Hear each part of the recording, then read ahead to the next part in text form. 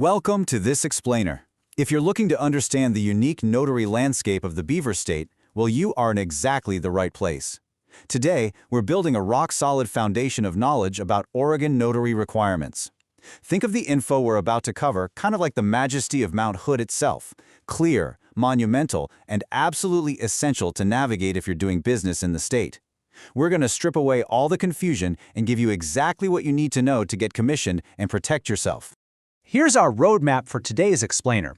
First, the Oregon bond exemption, then commission requirements. After that, voluntary protections, and finally, how to secure your coverage.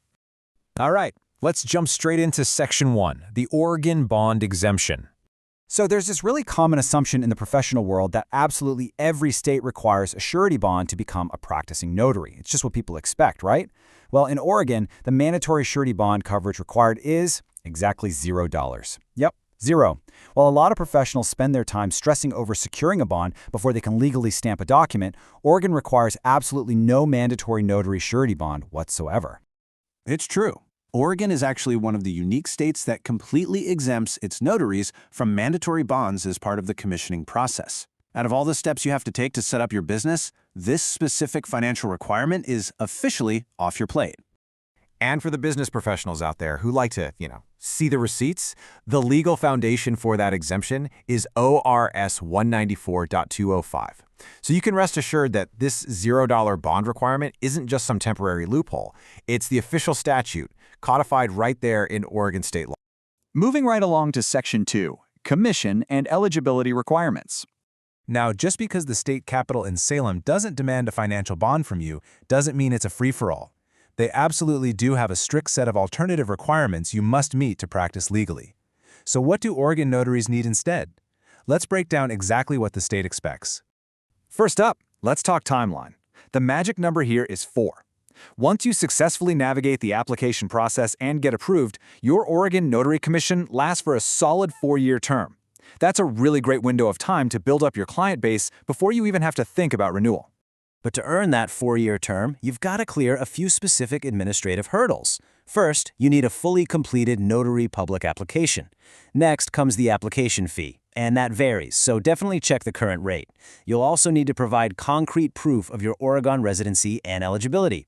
Plus, you've got to have a clean record, meaning specifically no felony convictions. And finally, always double-check the current mandates for any specific education or exam requirements before you apply, just so you're fully prepared to hit the ground running. And who oversees the whole process? The licensing authority is the Oregon Secretary of State.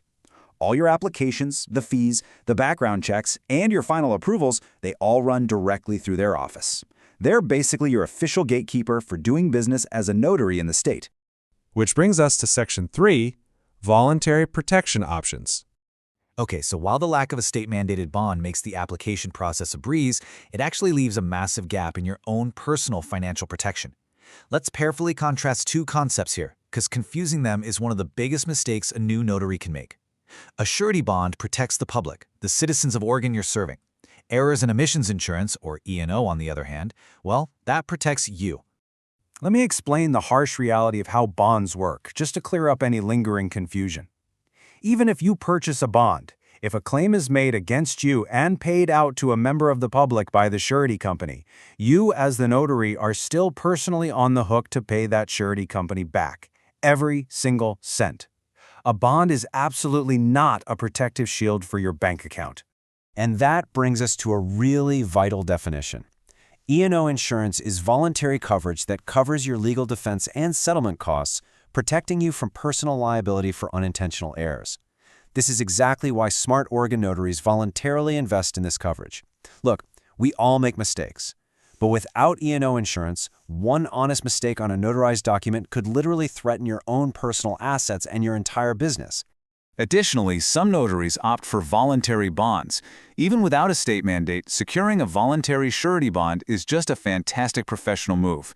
It signals to your Oregon clients that their transactions are deeply secure, instantly increasing their confidence and trust in your services. Think of it as a huge investment in your professional reputation.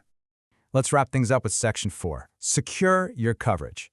Whether you're looking for E&O insurance to protect your personal assets or a voluntary bond to signal elite worthiness to your clients, here is exactly what you need to do next. Get your notary surety bond quote in minutes. Apply online, fast approval, all 50 states.